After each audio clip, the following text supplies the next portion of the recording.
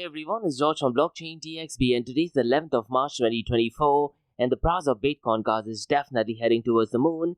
And to be honest guys, in certain exchanges, the price of Bitcoin has already crossed the $70,000 mark. Now usually what I tend to do is I tend to look at the price via coin market cap. So at this point of time it is slightly below the $70,000 mark. But look guys, I wouldn't be surprised over the next few hours. The price of Bitcoin will definitely cross the $70,000 mark. So definitely positive signs of Bitcoin and cryptocurrency, isn't it? Now in today's episode guys, we are going to kickstart by talking about Vitalik Buterin. Now he has published an article on Ethereum research that talks about how Ethereum could actually go ahead and handle a quantum attack. So what I'm going to be doing guys is, I'll go ahead and very briefly try to explain what this article is all about. And then guys, I'm going to be sharing my thoughts and opinion on why his article may not be 100% right. And there are some problems with this article as well. Now look guys, you might agree to it or you might disagree to it. Mention them in the comments below. And guys, we also have some update regarding spot Ethereum ETF. Now look guys, the price of Ethereum right now is definitely heading towards the moon. So it's going to be really interesting to see guys what information we get regarding spot ETF. But there is a massive update. And the update guys is that Grayscale and Coinbase, they did have a meeting with the US Security and Exchange Commission. And what the US Security and Exchange Commission has done, they have put out 5 briefing points. So we'll discuss what those 5 points are. Now look guys, I wouldn't be surprised if a spot Ethereum is approved. So definitely positive news for the cryptocurrency world. Now unfortunately guys, 2024 is having the worst year for Binance. And the news is that Binance is actually seizing all Nigerian Naira. So I'll definitely go ahead and discuss what this news is all about. But for some odd reason guys, the price of Binance BNB is definitely heading towards the moon. I definitely do think that is a massive anomaly. So I'll definitely go ahead and share my thoughts and opinion. Now we also have some update guys in the world of Web 3.0 and MIT and Harvard Business School. They are launching a blockchain accelerator and they're doing that in order to boost Web 3 adoption. So I'll definitely go ahead and discuss what the new blockchain accelerator is. Now listen guys, if you're someone who's working in that space, you definitely need to go ahead and check it out. But listen guys, me personally, I don't like the terminology called Web 3.0 and I've already started a series where I'm interviewing CEOs, CTOs and tech founders and even crypto evangelists and having a healthy debate on what is Web 3.0 because look guys, according to me, Web 3.0 is just hype. Now if you do want to be part of this interview, drop me an email to info@blockchaindxb.com. Now guys, like we do in every Crypto and Coffee at 8 podcast, I'm going to be discussing 2 news from Dubai, UAE and the Middle East. Now the first news guys is definitely positive news and that is regarding Russell Kmart DAO. That is Digital Asset Oasis, and they have actually partnered with Tencent Cloud, and they are doing that to boost crypto startups. So I'll definitely go ahead and talk more about it. And guys, the second news that we have is all the way from the Kingdom of Saudi Arabia, and the Saudi Arabia Data Artificial Intelligence Authority are empowering over 1,900 women with data and artificial intelligence certification. So I'll definitely go ahead and discuss this. So quite a lot of cover guys in today's episode. So let's kickstart with it right away. Welcome to the Crypto and Coffee at 8, the daily podcast that keeps you up to date on all latest developments in the world of cryptocurrencies, blockchain, and NFTs. Join us Monday to Friday as you kick off your day with a cup of coffee and a deep dive into the exciting and rapidly evolving world of digital assets. We'll cover the latest news and trends in the cryptocurrency and blockchain space, as well as delve into the growing world of NFTs or non-fungible tokens and metaverse. Plus, we'll keep you updated on the latest developments from Dubai, UAE and the wider Middle East region. Whether you're a seasoned crypto enthusiast or just getting started, Crypto and Coffee at 8 has something for you. Our expert host will provide insight and analysis on the most important topics in the industry and help you stay up to date on the latest developments. They'll bring you interviews with leading figures in the crypto and blockchain space and explore the ways in which these technologies are changing the world around us. From the impact on traditional financial systems to the potential for revolutionizing industries and transforming societies, we'll cover it all on Crypto and Coffee at 8. So tune in and join us for a daily dose of Crypto and Coffee at 8 and let's stay ahead of the curve together. We'll start your day off right with the most important news and insights from the world of cryptocurrency, blockchain and the metaverse and help you navigate this exciting and rapidly evolving landscape. In Crypto and Coffee at 8, the daily podcast covers the latest developments in the world of cryptocurrency, blockchain and the metaverse. We'll also bring you updates on the latest news from Dubai, UAE and wider Middle East region. This also includes a range of topics such as developments in the local and blockchain industry, including new projects and initiatives, regulatory updates, and policies related to cryptocurrency and blockchain in the region, local and regional events and conferences focused on crypto and blockchain, interviews with leading figures in Dubai, UAE and Middle East crypto and blockchain community, coverage of any significant news or events related to cryptocurrency and blockchain in the region.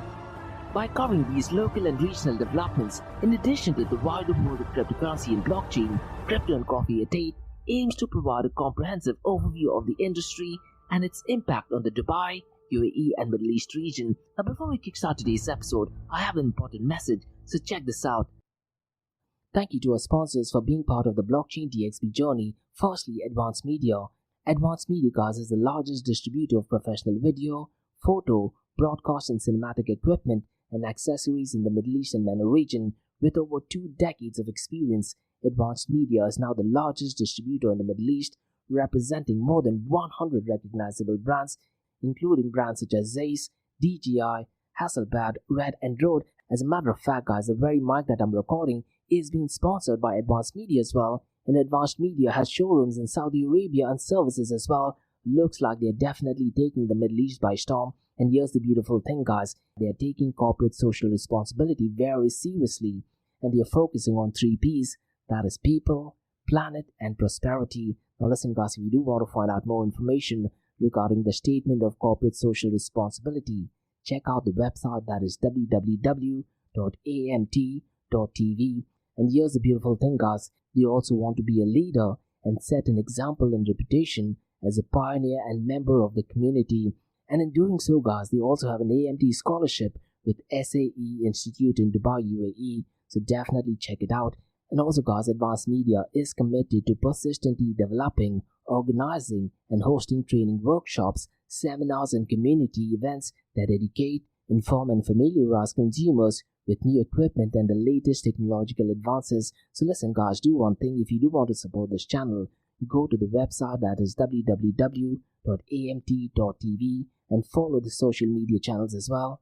All of the details are in the show notes below. Next, Startup OI is global one-tech platform for tech. It offers global high-paying tech jobs with flexibility in working time and location, global free tech events, and tech networks to connect with global like-minded engineers. A brilliant platform to listen to the tech experts in Metaverse and to grab their insights. Now listen, all you have to do is download the app Startup OI. If you're using an Android version, go to Google Store and App Store for iOS devices. Alternatively, you can also click on the show notes below to download Startup OI. Next, guys, listen, if you're into fitness, if you're into adventure, if you want to do something wild but still want to keep your health in check, there is a new podcast in town, a podcast focusing on obstacle course race in the Middle East. The podcast is called the Race Pace Podcast. So check out the Race Pace Podcast across all leading platforms. And the Race Pace Podcast is a peer-to-peer community-driven podcast where they talk all about obstacle course race in the Middle East, from Sandstorm to Spartan Race, from Tough Mudder to Desert Warrior Challenge, and also the Government Gov Games, and quite a lot more. The podcast has interviews with athletes locally and internationally to get inside scoop on how athletes prepare for obstacle course race. In the podcast, they also talk about interesting stories on why they are motivated to do obstacle course race. And that's not all. They also plan to release 7 NFTs. And these NFTs are no ordinary. These NFTs will represent every emirate in the UAE. And listen, guys, these NFTs are going to be absolutely massive. So do one thing. Go to Spotify, go to iTunes, go to any leading podcasting platform and search for Rise in the Obstacle Course Race podcast. And finally, guys, not your keys, not your crypto. If you have dabbled with cryptocurrencies and now are seriously getting to protect your cryptocurrencies, there is no better way to protect it by using a hardware wallet. And this is where Ledger Wallet kicks in. And Ledger Wallets are hardware cryptocurrency wallets made by Ledger, a company headquartered in Paris, France. And Ledger's hardware wallets are multi-currency wallets that are used to store private keys for cryptocurrencies offline.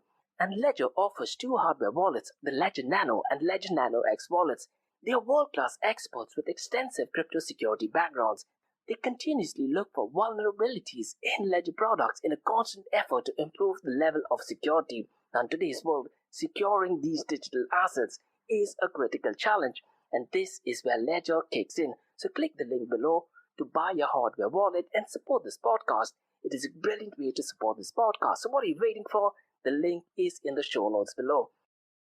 Now guys, since you've taken care of that, let's kickstart by looking at the global cryptocurrency market. Now right now guys, the total cryptocurrency market is at $2.59 trillion, and since the last 24 hours, it is actually down by 1.45%. Now look guys, you need to remember that I'm recording this podcast in the early hours of Dubai, and it is still technically Sunday in most of the Western countries. Now keeping all these things in mind guys, the numbers are ridiculously good, and this just shows that we are in the bullish market, isn't it? And if you look at the total cryptocurrency market volume guys since the last 24 hours, it is at $117.73 billion. Now look guys, when Bitcoin was hovering around the $20,000 mark, the 24-hour trading volume did actually go below the $30 billion mark, and I'm talking about in the early hours in Dubai, that is Mondays, where it is still technically Sundays. Now keeping that thing in mind guys, right now it is almost 5 times of what it is, isn't it? So definitely positive news, I guess. And what is crazy guys, despite the volume being at $117.73 billion, since the last 24 hours it is still down by 26.47%. So it looks like the numbers were not that bad on Saturday as well. Now if you look at the volume in DeFi guys, unfortunately the volume is not improving. The only metric that is increasing is that of the total value locked. So definitely strange to be honest. And DeFi guys as of today is accounting for 9.77% of the total cryptocurrency market volume. Now look guys, so far as the volume is concerned, it is only at $11.4 billion. So it looks like a lot of activity unfortunately is not taking place. So far as DeFi is concerned, the only matrix that is picking up is that of total value locked. And look guys, the answer is pretty simple. It is only because of anticipation of an Ethereum spot ETF, isn't it? Now so far as the total value locked is concerned, Lido is leading the pack with $38.24 billion, and decentralized to centralized exchange dominance guys is 28.38%. Now look guys, according to me, a good metric to keep a track on is decentralized to centralized exchange dominance. Ideally guys, a number of 40% is higher, but the percentage needs to be consistent. I would really like to see a world where decentralized to centralized exchange dominance is consecutively 60% for at least 3 months. When will that thing happen? Or really, I'm not sure to be honest. But decentralized to centralized exchange dominance is definitely a metric to keep a track on. Now guys, let me very quickly run through the volume of decentralized exchanges, because to be honest guys, the numbers are not looking that great, considering the fact that 24-hour volume is high, which just means one thing guys, a lot of centralized exchanges has been used, particularly since the last 24 hours, because if you look at the volume of Uniswap guys, last week I believe on Wednesday or Thursday, the volume was $5.63 billion, but fast forward to 11th of March, it is down to only $691.13 million. Orca guys is at number 2nd, and its volume is $526.8 million. Radium is at number 3rd, its volume is $501.16 million. Thorchain guys is at number 4th, and its volume is $404.63 million. And finally PancakeSwap, its volume is $335.71 million. Now look guys, the biggest anomaly was last week, where the volume of the top 4 decentralized exchanges crossed the $1 billion mark. And what was really strange guys is the price of Bitcoin and the market cap of Bitcoin did not improve quite a lot. So really massive anomaly. Now usually when there is such a drastic movement, it only means one thing guys, that there is something notoriously going wrong, and there is definitely ethical concerns. And I really am hoping we do not find out any negative activity. But even if we do, I wouldn't be surprised if it is, let's say, to do with Tether USDT or with Binance World, to be honest. So let's keep an eye if we do find out any negative activity going on, particularly last week, that is Wednesday or Thursday, and the key date we need to keep a track on is that of 6th of March and 7th of March. Now so far as the volume of stablecoins is concerned guys, it has crossed the $100 billion mark, and as of now it is $105.53 billion, and stablecoins is accounting for 89.53% of the total crypto market 24-hour volume. Now look guys, I'm seeing so many articles lately where they're talking about the market cap of stablecoins. Now to be honest guys, according to me, the market cap of stablecoins is kind of irrelevant, because stablecoin has been issuing new coins even when the 24-hour volume was less. So the metric that you need to keep an eye on is the 24-hour volume of stablecoins, because that would give us some indication on which direction the price of Bitcoin and cryptocurrency is heading towards. Now, since the last 24 hours, Tether USDT's volume is $82.63 billion, and we have a new player, guys, in the stablecoin world, and that is FDUSD, and its volume since the last 24 hours is $13.79 billion, and Circle USDC, guys, is at number 3rd, and its volume is $7.90 billion. Now look, guys, FDUSD is definitely taking over Circle USDC, and not only has it taken over, it is taken over by double the volume, isn't it? So I'm really curious to check what is going on in the world of Circle USDC, and how is the CEO, CTO, and founders reacting to this news. Now let's quickly run through the market cap, 24-hour trading volume, and dominance between Bitcoin and Ethereum. Now since the last 24 hours, guys, there is not much movement so far as the market cap, 24-hour trading volume, and dominance is concerned. Bitcoin's market cap is at $1.35 trillion, whereas Ethereum's market cap is $464 billion. If you look at the 24-hour trading volume, guys, Bitcoin's 24-hour trading volume is $36.7 billion, whereas Ethereum's 24-hour trading volume is $18.08 billion. Now, if you look at the dominance of Bitcoin, it is at 52.05%, whereas Ethereum's dominance is 17.80%. Now, guys, in today's episode, let me very quickly run through the decentralized apps that are working across all different blockchain protocols. Now, I'm looking at these numbers, guys, via dappradar.com, and what I'd really suggest you guys to do is check these numbers yourself as well, because today, guys, I'm going to be reading out only the top 5 decentralized apps across all blockchain protocols. Tomorrow, I'll read out only for Ethereum, day after regarding Binance, and the following day Cardano, so on and so forth. And to be honest, guys, I hate saying this, unfortunately, not a lot of people are using decentralized apps. Now, the only top 5 are decentralized exchanges. Now, I don't think so decentralized exchanges are actually a game changer. We are talking about blockchain technology. We are talking about Web 3.0. So keeping that context in mind, it should be decentralized apps. So apps, let's say like Tinder, LinkedIn, Facebook Messenger, they should be working on a decentralized or distributed platform. And that should be, let's say, on Ethereum, maybe Binance BNB Chain, Cardano, so on and so forth. Unfortunately, guys, the transition from centralized apps to decentralized apps is extremely less. So we'll definitely go ahead and look at it tomorrow. And ideally, we should not even be looking at decentralized exchanges. But tomorrow, guys, let's see if I can break it down on every blockchain protocol. Now, the number one, guys, so far as decentralized app across all blockchain is concerned is Uniswap version 3. And if you look at the fiat value of incoming token transfers from unique active wallets to the decentralized app smart contract over a period of time for Uniswap version 3, it is $3.74 billion. Now look, guys, Uniswap version 3 is currently operating in over 6 to 8 blockchains, so you also need to factor that into consideration. The second one, guys, is Balancer, and the fiat value of incoming token transfers from unique active wallets to decentralized app smart contract over a period of time is $1.05 billion. Now the third one, guys, is PancakeSwap version 3, and this mostly works on Binance BNB chain, isn't it? But it definitely works on Ethereum blockchain as well. But if you look at it in terms of dollar amount, it is at $1.04 billion. Now all three of them, guys, are definitely more to do with decentralized exchanges, isn't it?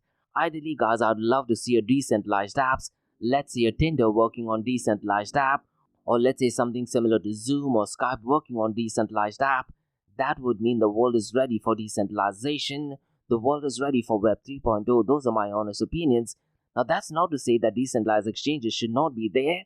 Decentralized exchanges should definitely be there, but ideally, I would like to see decentralized apps taking over decentralized exchanges so far as the volume is concerned. Now, going back to the matrix, guys, the number 4th is Morpho Optimizer, and in terms of dollar amount, it is $868.56 million. And guys, so far as Morpho Optimizer is concerned, Morpho Optimizer is also a lending protocol, and it is a lending protocol optimizer and can be seen on peer-to-peer layer on top of lending pools, let's say like Compound or Aave. Now finally, guys, at number 5th is PancakeSwap version 2 again, which is more to do with decentralized exchanges. It is $532.18 million. So look, guys, I would love to see decentralized apps that are not necessarily connected to decentralized exchanges. That would give us an idea that the world is ready for Web 3.0 and decentralization.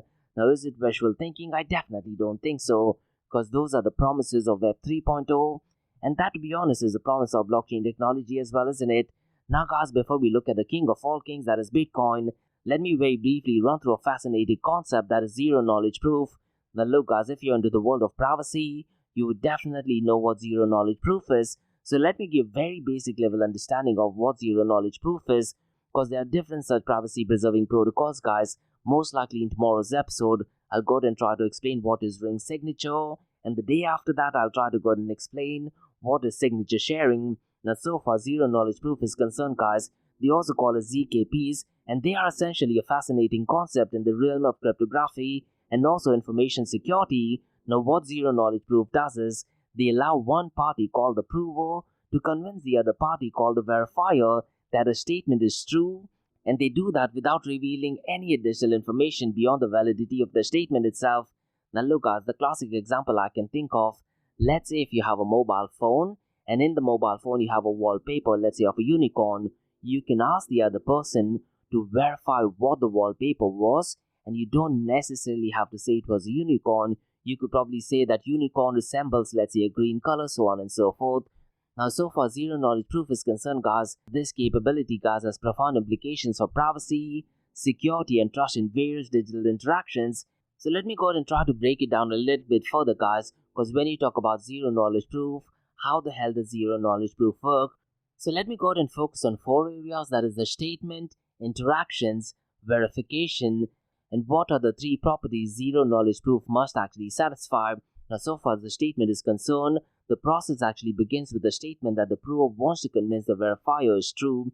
And this statement, guys, could be anything from possessing certain knowledge, holding specific credentials, or satisfying certain conditions. The second one is interactions. So the prover, guys, actually engages in an interactive protocol with the verifier to convince them of the truth of the statement.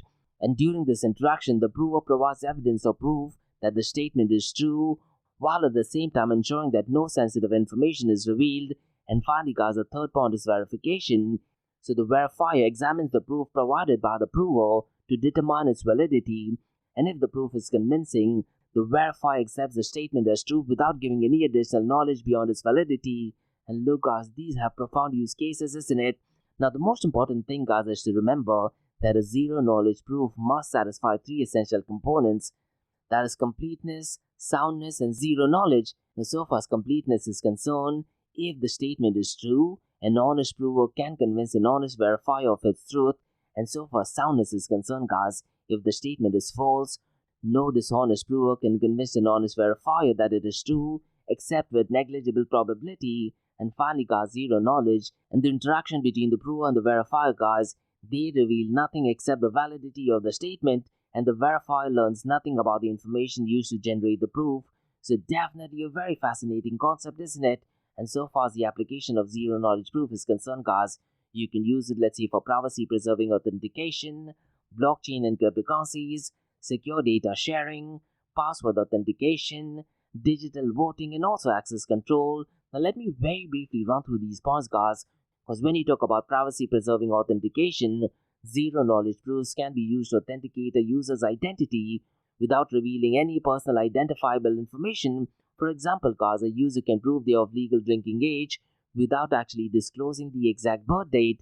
And so far as blockchain and cryptocurrencies are concerned, zero knowledge proof are crucial for privacy focused cryptocurrencies like Zcash and privacy preserving features in other blockchain platforms, and they enable transactions to be verified without revealing the sender, recipient, or transaction amount as well.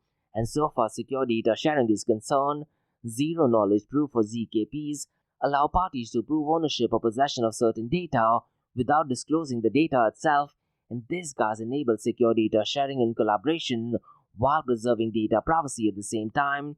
Now, so far as password authentication is concerned, guys, ZKPs can be employed to authenticate password or other credentials without transmitting them over network and reducing the risk of interception or unauthorized access. Now, so far as digital voting is concerned, zero knowledge proofs can be applied in economic voting systems to ensure the integrity and confidentiality of votes while allowing voters to verify the votes can be counted correctly. And so far as access control is concerned, guys, zero knowledge proof can facilitate access control mechanism where users can prove they have certain access rights without disclosing sensitive information about those rights. So definitely a really interesting concept, isn't it?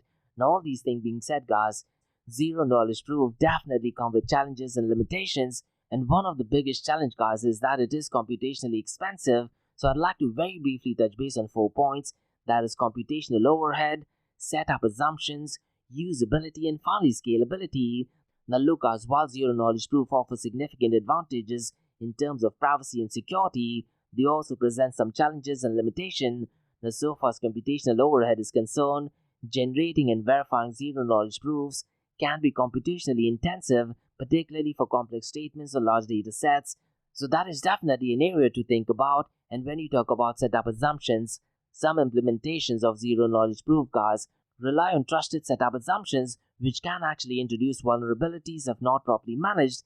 And so far as usability is concerned, designing user-friendly zero-knowledge proof systems can be extremely challenging, as they can often involve complex cryptographic protocols and interactions. And when you talk about scalability guys, scaling zero-knowledge proof systems to handle a large number of transactions or users without compromising performance remains an ongoing research area. Now look guys, this is definitely an area to think about, because I did attend one of the sessions, which was actually headed by Dr. Anish Muhammad, who was a founding member of Crypto with Coffee, and he did give out a very beautiful presentation on zero-knowledge proof, but he definitely stressed the cost associated with zero-knowledge proof as well, and that's one of the reasons why we can't use it in the cryptocurrency world. But look guys, hoping with new cryptographic method, we might be able to find out better ways where zero-knowledge proof is implemented into our day-to-day life, isn't it? Now it's really important to note guys, that despite these challenges, zero-knowledge proof holds immense power for enhancing privacy, security, and trust in various digital applications, paving the way for a more secure and privacy-preserving digital future. Now look guys, if you're into the privacy world, you definitely like what zero-knowledge proof is doing, isn't it? But along with zero-knowledge proof, there is signature sharing, there is ring signature, and quite a lot of others as well. So in tomorrow's episode, I'll go ahead and try to touch base on those things. Now guys, let's look at the king of all kings, that is Bitcoin. And the price of Bitcoin guys right now, where your coin market cap is $69,472. But look guys, if you're looking at these prices, let's say via CoinGeek or CoinDesk, it has definitely crossed the $70,000 mark as well. Now via coin market cap guys, since the last 24 hours, it is slightly down by 0.01%, but since the last 7 days, it is up by 9.11%. Ethereum guys is doing ridiculously good, and right now it is at $3,908. And to be honest guys, I wouldn't be surprised over the next coming days, it does actually cross the $4,000 mark. Now since the last 24 hours, unfortunately, it is marginally down by 0.61%, but since the last 7 days, it is up by 12.95%. Binance BNB Coin guys has crossed the $500 mark, and it is at $525. And since the last 24 hours, it is up by 6.10%. Since the last 7 days, it is up by 26.51%. Now look guys, so far as Binance BNB Coin is concerned, I really am not liking the matrix. And what I'm going to be doing tomorrow guys is, I'm going to be having an in-depth discussion on decentralized apps that are working on Binance BNB chain. And let's see if the numbers match up, or if there is a centralized entity manipulating the price. I wouldn't be surprised if it is the latter. Now so far the second and the third quarter of 2024 is concerned guys, Ethereum is the talk of the town, and Vitalik Buterin, the co-founder of Ethereum, has actually published a post, and the post guys is called How to Hardfork to Save Most Users Funds in a Quantum Emergency. And in the article guys, he discusses what would happen if a quantum emergency happened even as early as tomorrow, and his post is actually published by Ethereum Research, and it is in the show notes below. And what he's essentially saying guys is that the Ethereum blockchain would have to hard fork and users would have to download new wallet software, but for some of them it could be possible that they might actually go and lose the funds as well. Now look guys, what I'm going to be doing next is, I'll very briefly explain what this article is all about, and then guys, I'm going to be sharing my thoughts and opinion on some of the drawbacks about this article. So I'm going to be talking about the complexity and implementation, on why that would be difficult, and doing what he's saying guys could potentially have a risk on centralization. And I'll also go ahead and discuss the possibility of a potential bug and vulnerabilities, and also discuss user adoption and education, interoperability and compatibility challenges, and I'll also talk about certain ethical and philosophical consideration, because look guys, the community gets to decide what needs to be done with Ethereum, isn't it? But looks like Vitalik Buterin is calling the shots. And finally guys, I'll also touch base on the long-term sustainability aspect of it. But before I discuss some of the negative aspects guys, let me go ahead and discuss what the article is all about.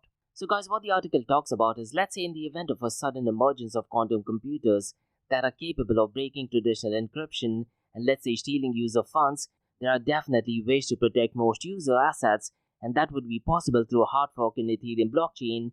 Now, what the article talks about, guys, is that the problem with quantum computers lies in the ability to reverse certain encryption methods, particularly those based on elliptic curve multiplication. However, guys, for many users, private keys are derived from a series of hash calculators, making them more secure, isn't it? So, what the article by Vitalik Buterin, guys, he talks about 5 specific things. So, what Vitalik Buterin suggests, guys, is an Ethereum improvement proposal, and he's actually suggested 5 steps.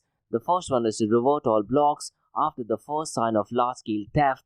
The second one is disable traditional transaction from externally owned accounts, that is ZOAs. The third one, guys, is enable transactions for smart contract wallets. The fourth one is to introduce a new transcription type or operation that allows users to provide a proof called a Stark proof. And this proof, guys, demonstrates knowledge of a privacy preimage, which is essentially a specific hash function and a public address, ensuring the security of the account. And finally, guys, the fifth point is that this proof also accepts a new validation code for the account, ensuring it's secure moving forward. And what he also states, guys, in order to make this proof more efficient, multiple proofs can be batched together, and the infrastructure to implement this solution could start development immediately, ensuring that the Ethereum ecosystem is prepared for a quantum emergency. Essentially, guys, this plan aims to update Ethereum security measures swiftly in response to the threat posed by quantum computers, isn't it? Now, look, guys, this is definitely a very technical article, and while the proposal aims to address the threat posed by quantum computing, I personally feel there are potential crucial problems or errors that needs consideration. And the first thing, guys, I'd like to talk about is complexity and implementation. Now, look, guys, the proposed changes involve very specific technical complexity, isn't it? That is including the introduction of new transcription types and the integration of Stark proof. And to be honest, guys, implementing such changes would require extensive development, testing, and coordination within the Ethereum community, which could be challenging and time consuming.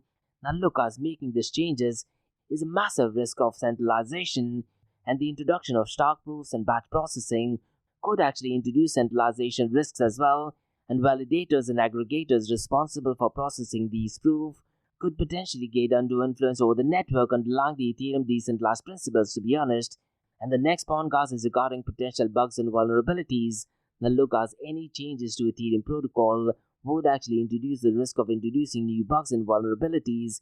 Even with thorough testing, it's really important to note unforeseen issues could actually arise once the changes are deployed on the mainnet, potentially putting user funds at risk, isn't it? And finally, guys, regarding adoption and education, it's really important to note, guys, that transitioning to a new transaction type and understanding the intricacies of Stark proof would actually require significant user education and adoption efforts as well. And to be honest, guys, users may actually struggle to understand and trust these new mechanisms, and this could potentially lead to resistance and confusion within the community, isn't it? And one of the biggest drawbacks to change, guys, is resistance, not just in the cryptocurrency world, but to pretty much everything. People are comfortable with what we're doing right now, isn't it? Now, so far as ethical and philosophical consideration is concerned, guys, what I feel, guys, is that some members of Ethereum community may have ethical or philosophical objections to the proposed changes, particularly if they perceive them as compromising Ethereum's core principles and the nature of decentralization. What are your thoughts, guys? I kind of think so as well. And so far as long-term sustainability is concerned, while the proposed suggestions by Vitalik Buterin aim to address an immediate threat, its long-term sustainability and effectiveness in the face of evolving quantum technology remains uncertain at this point of time.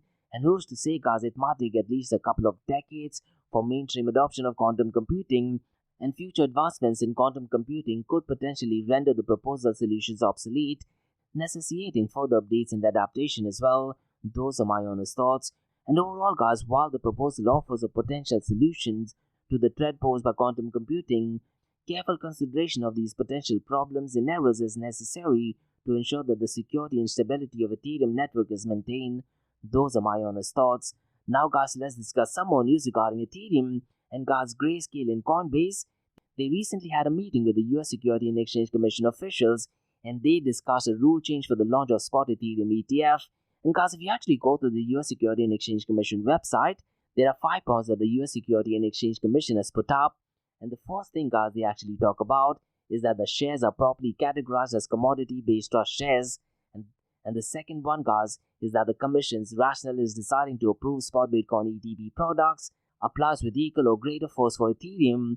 And the third one, guys, is that Ethereum has mechanism that significantly limits Ethereum's susceptibility to fraud and manipulation. The fourth one, guys, is a smart market for Ethereum, are highly indicative of a market resilient to fraud and manipulation.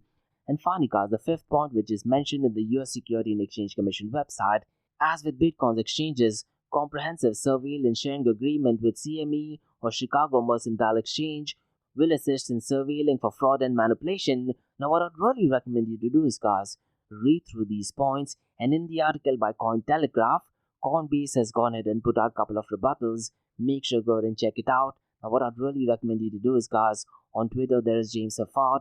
Make sure you follow him to get latest update on what is going on regarding Ethereum ETF.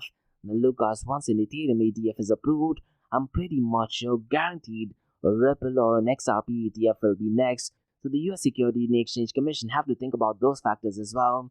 Now, guys, let's discuss some unfortunate news, and that is regarding Binance. And Binance has discontinued NGN services in Nigeria, that is Naira, and they did that due to regulatory issues. And with NGN withdrawals ending on March 8th and balances converted to USDT, regulatory scrutiny, including suspicions of illicit transactions, prompts action, and recently, guys, the passports of Binance executives were also confiscated, isn't it? Keeping all these things in mind, what Binance has done is they have decided to discontinue the services so far as Nigerian Naira is concerned, and calls for bans on cryptocurrency platform has escalated despite Nigeria's previous cryptocurrency growth, with the central bank already banning financial institutions from servicing exchanges 2 years ago. Now, what I really recommend you to do is, guys, Binance has actually published the entire blog via the website, so definitely go ahead and check through it. Definitely unfortunate news. Now, guys, let's discuss some positive news, and this is regarding MIT and Harvard, and they have gone ahead and launched MIT x Harvard Blockchain Accelerator, and they're doing that to support early stage Web3 founders associated within the institutions. Now, look, guys, it's really important to note that the accelerator is a non-dilutive program focused purely on mentorship and does not make any investments or offer grants. And founding mentors include individuals from NFT marketplace Blur, Ethereum Layer 2 Blast, Monad Labs, Manta, Injective Labs, and quite a lot of other. And having these members is definitely great, isn't it? And to be honest, guys, it also has members from crypto firms like A16Z, Avalanche, Dragonfly, Galaxy Digital, Polygon, and quite a lot of other. And guys, the accelerator's first cohort program will begin next month and conclude around in June. And the core contributors, guys, are currently accepting applications, and they, along with leaders of two institutions, that is MIT and Harvard Students Club, will then review all the applications and make final decisions on whom to take in the cohort. So definitely positive news. And in case, guys, if you do want to go ahead and apply to it, the article is actually published via the blog, and it is in the show notes below. And just go ahead and check if the application form is there or not. And if you do need any further information, guys, drop me an email to info@blockchaindxb.com. So those were the news, guys, on the cryptocurrency and blockchain world. Now let's look at two news from Dubai, UAE, and the Middle East. And the first news, guys, definitely seems like a positive one. And the news essentially is that UAE's RAG-DAO, that is Digital Asset Oasis, and Tencent Cloud Inc. have signed a deal to boost crypto startups. So let me go ahead and share what this news is all about. Because RAG-DAO, guys, also called as Russell Khema Digital Asset Association, and Tencent Cloud have signed a memorandum of understanding to enhance support for crypto startups. And Tencent Cloud, guys, will establish a training center at RAG-DAO for skill development and education. Now, so far as this collaboration is concerned, it aims to facilitate growth for startups registered at RAG-DAO, and the deal actually includes internship opportunities for companies licensed in RAG-DAO and its partners with Tencent Cloud's ecosystem. And Sheikh Saud bin Sakar Al Qasimi, the ruler of Russell Khema, hailed the memorandum of understanding signing as a significant milestone. And guys, so far as the collaboration is concerned, it is expected to solidify Russell Khema's position as a technology hub, and Tencent Cloud CEO, guys, Donson Tong, emphasized setting new benchmarks in the Web3 space and unlocking opportunities in the digital economy. And guys, the UAE Free Trade Zone allows entrepreneurs to have 100% ownership of the business. Now, it's really important to note, guys, that the free trade zones in the UAE have independent regulatory frameworks and tax schemes, and Russell Khema DAO was actually launched in 2023, and they're highly dedicated to virtual asset companies that are focusing on Web3 technologies. And guys, Russell Khema DAO caters to services related to metaverse, blockchain technologies, NFTs, decentralized apps, and decentralized autonomous organizations as well. And the UAE Free Trade Zone guys has previously collaborated with HBAR Foundation to assist ecosystem members in leveraging the Hedera hash graph. And Tencent Cloud executive guys were present at the Memorandum of Understanding signing that was done along with Sheikh Saud, and the collaboration definitely underscores the growing importance of crypto-focused initiatives in the UAE. So definitely positive news, guys. And it does actually highlight the UAE's efforts to position itself as a favorable destination for crypto and blockchain businesses. And this partnership, guys, aims to foster innovation and entrepreneurship in the cryptocurrency space. And Russell came at Dow's strategic location and favorable regulatory environment make it an attractive destination for crypto startups. And the Memorandum of Understanding signifies a step towards strengthening ties between UAE's RAG DAO and Tencent Cloud for mutual growth and development. So definitely positive news. Now guys, let's discuss second news, and this is to do with the Kingdom of Saudi Arabia. So let me go ahead and share more bits and pieces of information, guys, because the Saudi Authority for Data and Artificial Intelligence, they have issued certificate for over 1,000 women in advanced technologies, and certifications were covering programming, data science, and artificial intelligence. And this initiative, guys, highlights women's crucial role in Saudi Arabia's national development, isn't it? And they aim to nurture distinguished and impacted individuals in technical, artistic, and research domains as well. And patronage and guidance from Prince Mohammed bin Salman, who is the chairman of SDIA, has definitely made this thing possible. And they are definitely committed to fostering innovation and providing comprehensive support. And they definitely want to focus on empowering Saudi Arabian women in the AI sector. And this effort, guys, definitely aligns with the Prince's vision to unlock all potential in developing creative skills in artificial intelligence, isn't it? And the SDAIA's initiative, guys, include quality programs aligning with educational outcomes with the labor market demands. And they also have something called Elevate program, which was launched with Google Cloud, and they train women globally in artificial intelligence and machine learning.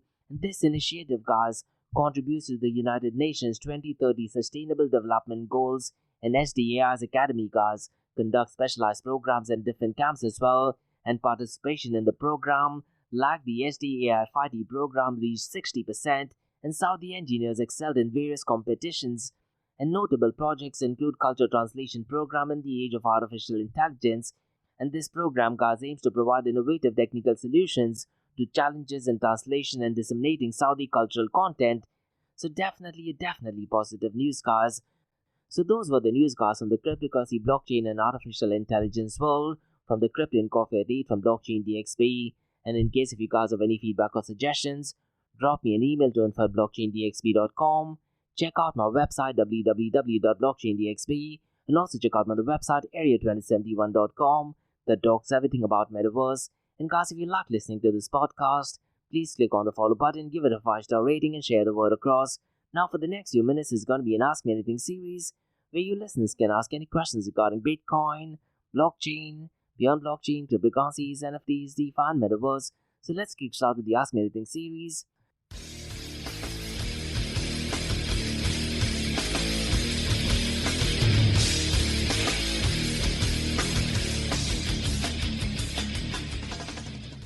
I have a question by Dan who asks, do you think quantum computing could pose a serious threat to Bitcoin? To be honest, definitely not, Dan, because at this point of time we really have no clue as to when the quantum computing would be out, and even if the quantum computing were to be out, the biggest threat would be to the existing financial infrastructure, isn't it? So imagine the ATM that we use, it just has 4 digits, that would be at a serious threat.